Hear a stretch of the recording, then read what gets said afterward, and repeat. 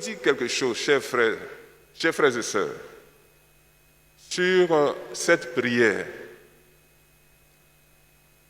Je n'insulte personne, mais elle ne concerne pas tout le monde. Pourquoi? Parce qu'elle est fatigante, elle est laborieuse, elle est difficile, ça fait transpirer. Il faut trouver un temps actif dans son emploi du temps pour caler cette prière. Elle est puissante, il n'y a rien à dire. C'est comme dans une armée. Il y a tous les soldats, il y a les commandos, etc. Et puis, il y a ce qu'on appelle les unités spéciales. Leur formation est différente de la formation des autres. Et dans nos pays, il y a des unités spéciales qui sont entraînés et qui vivent discrètement. Quand ils sortent, qu'ils sont en opération, ils sont masqués parce qu'ils sont dangereux. Et leur vie est façonnée à ce qu'ils sont, unité spéciale. Jésus a dit une chose. Que sert à l'homme de gagner tout l'univers s'il perd son âme? Mais nous sommes sur la terre, nous agitons. Mais à la fin, qu'est-ce qui va ressortir? L'objectif, c'est d'avoir la vie éternelle. Il ne faut pas être distrait. Le rosaire mérite d'être récité. La Vierge Marie a dit à Fatima, combien d'âmes vont en enfer parce qu'il n'y a pas de bonne volonté qui prie et qui se sacrifie pour ces âmes. Voilà pourquoi elle a demandé aux enfants de faire des sacrifices et de prier pour la conversion des pécheurs. C'est le seul, disons, objectif de la Vierge Marie. C'est la première intention de la Vierge Marie. Que le rosaire serve à arracher des âmes aux démons. Je dis bien arracher. Colossiens chapitre 1 dit ceci. Que le Seigneur nous a arrachés à la puissance des ténèbres pour nous emmener dans le royaume de son Fils bien-aimé. La Bible dit, le démon rôde cherchant qui dévorer. C'est vrai, à l'Épante, on a gagné une guerre avec la prière du rosaire. Les exemples sont nombreux. Moi-même, je peux vous en multiplier. Les vacances, j'étais au village. Je suis originaire de la région de Jacquesville. J'étais au bord de la mer avant le repas, puisque pendant les vacances, on se donne du bon temps, on mange à la plage. Et 3 dames sont venues. Elles disent, nous venons de tel village, du diocèse. Et nous voulons vous rencontrer parce qu'il y a un rosicrucien qui a construit une belle maison. Et à sa mort, on ne peut pas habiter la maison, on ne peut pas dormir dedans, on voit du serpent. Ceux qui sont vivants, et même si tu dors, tu en vois encore en rêve. Donc, ils sont allés voir l'exorciste du diocèse, on dit il est en vacances. Mais eux, ils veulent vraiment quelque chose. Je leur ai dit, le remède à votre affaire, là, c'est le rosaire. Dites chaque jour votre rosaire. Le prêtre, l'exorciste est en vacances. Moi-même, je suis en vacances. Il ne suffit pas simplement de bénir la maison. Faites le rosaire chaque jour. Et j'ai trouvé des paroles pour les encourager. Je leur ai donné l'exemple d'un prêtre qu'une dame est venue au bureau, un prêtre de mon diocèse, dont la maison était comme, du moins, un gros serpent noir s'est enroulé autour de sa maison. Et elle demande au Seigneur, mais pourquoi ce prêtre-là est si serein? Le Seigneur lui a répondu, il dit chaque jour son rosaire, le démon ne peut rien. Et finalement, un jour, elle a vu le serpent se dérouler et s'en aller. À Hiroshima, il y a eu la bombe atomique.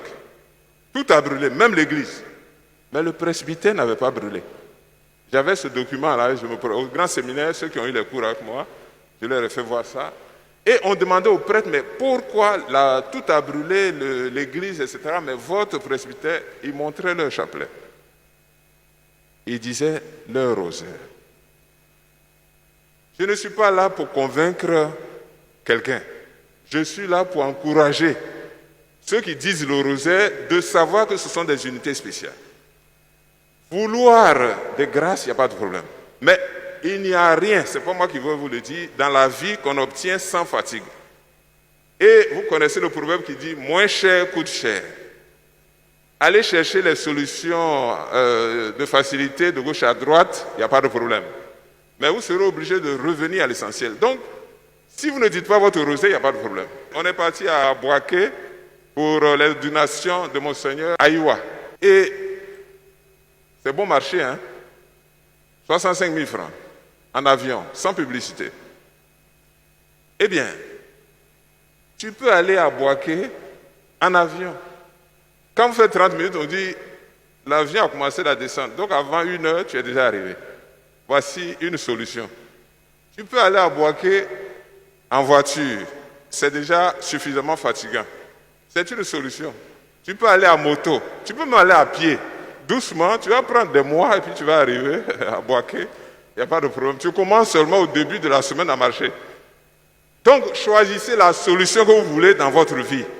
Si vous choisissez la facilité, vous allez rencontrer des difficultés, comme partout, hein, que ce soit les études, que ce soit le commerce, que ce soit les affaires, partout où un homme a choisi la facilité, il payera avec des difficultés plus chères. Donc, je n'encourage personne. J'encourage ceux qui disent leur rosaire. Vous êtes dans des unités, vous faites partie des unités spéciales. Continuez à dire votre rosaire. Si vous ne pouvez pas dire votre rosaire, il n'y a pas de problème.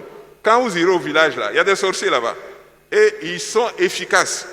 Si vous croyez que c'est en venant vous mettre à genoux, mon père, bénissez-moi. Le père était en train de parler de sa facture d'électricité avec quelqu'un là. Bon, écoute, donc pour la facture là, etc., vous êtes mis à genoux là, rapidement. Ah bon, d'accord, ok, au nom du père. Voilà.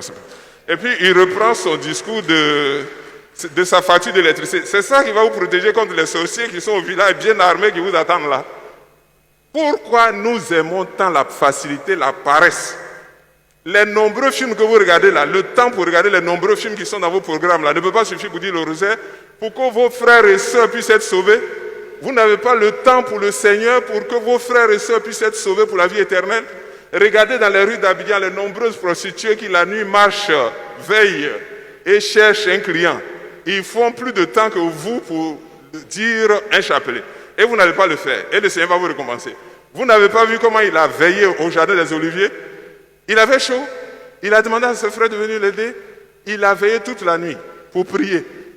Il a dit le royaume des cieux souffre violence. Ce sont les violents qui s'en emparent. Il n'a pas besoin. Il dit la route est étroite. Chacun fait son choix. Choisissez la facilité, vous allez voir ce qui va arriver.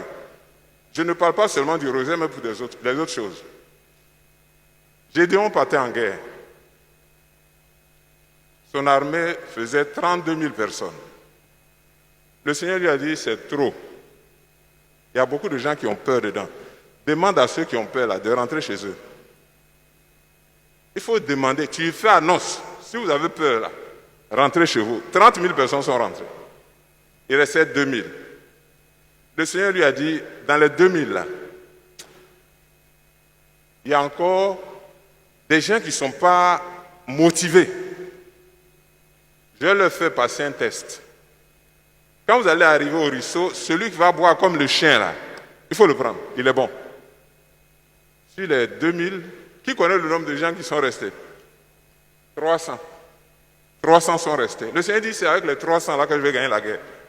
Il ne faut pas que les autres là se mélangent à eux et puis ils vont avoir le prix de la victoire. Israël a gagné une guerre en 1967, en combien de jours? 6 jours. 6 jours, la guerre était finie, il n'avait même pas de place pour les prisonniers. La motivation, la détermination, ce n'est pas une affaire de nombre. Dites votre chapelet. Abraham était seul pour prier pour Sodome et Gomorrhe. Il a diminué le nombre, il a plaidé jusqu'à... Le Seigneur dit, mais même s'il y a 10 bons types qui sont capables de jeûner, de prier pour Sodome et Gomorre, moi, ça fait mon affaire. Le compte est bon. Les autres peuvent continuer à pratiquer l'homosexualité. S'il y a 10, malheureusement, on n'a pas trouvé 10. Lot et sa femme, ses enfants ne faisaient pas 10. C'est pourquoi Sodome et Gomorre ont été détruites. Je vous dis, vous qui dites votre rosaire, les temps sont mauvais. Avec le rosaire, on peut chasser les esprits mauvais. Les grâces, il y en a, contre la guerre, etc. Parenthèse. Coronavirus. Une musulmane convertie est venue me voir. Son curé l'a recommandé. Elle dit, la vieille dit de faire 1000 ave aux prêtres, que les prêtres fassent 1000 ave contre le corona. Et puis, elle me dit, mais qu'est-ce qu'on appelle ave? C'est là que j'ai pris sa prédiction au sérieux. C'est comme Bernadette Soubirou, quand elle a dit, elle s'appelle Immaculée Conception, elle a dit dans son patois, elle-même ne sait pas qu'est-ce que veut dire Immaculée Conception, elle est venue transmettre ça à l'évêque. Quand elle a dit qu'est-ce que veut dire aveu, elle a dit ça c'est authentique. Elle ne raconte pas quelque chose qui vient d'ailleurs.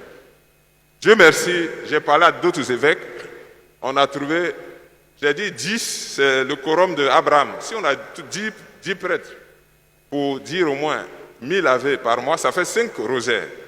Unité spéciale. Donc j'ai trouvé 10 dans mon diocèse, j'en ai parlé à d'autres évêques qui ont trouvé 10. En tout cas, j'espère que ça a joué son rôle. Alors, frères et sœurs, voilà une arme qui est à notre portée. On n'a pas besoin d'être en situation régulière. Il s'agit de parler et de dire, là, il y a une mention à la fin qui fait plaisir. Pauvre pécheur, quand tu arrives là-bas, tu es content.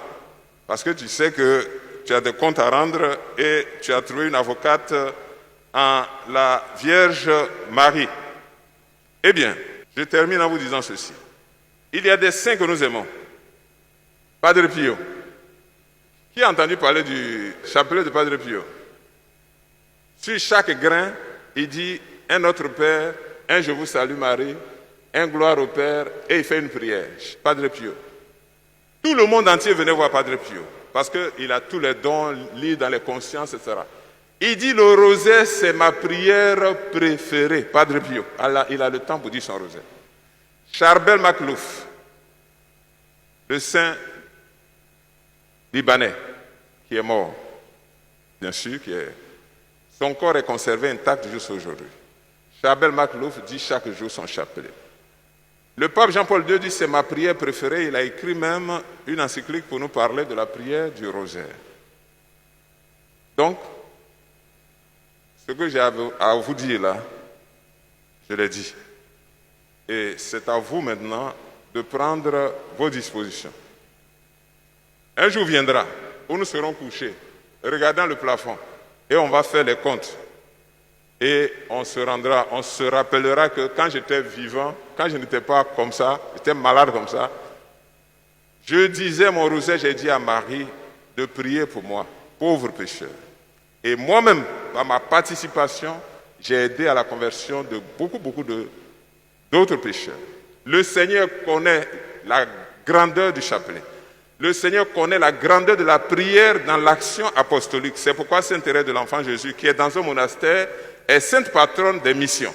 C'est avec la prière qu'on fructifie sa mission. C'est avec la souffrance au fait qu'on fructifie sa mission. Et si vous dites votre chapelet, mettez un peu d'effort de conversion. Si vous êtes en situation irrégulière, par exemple, si vous trichez à l'école, ayez un plan de sortie de crise et puis dites votre chapelet et votre rosaire.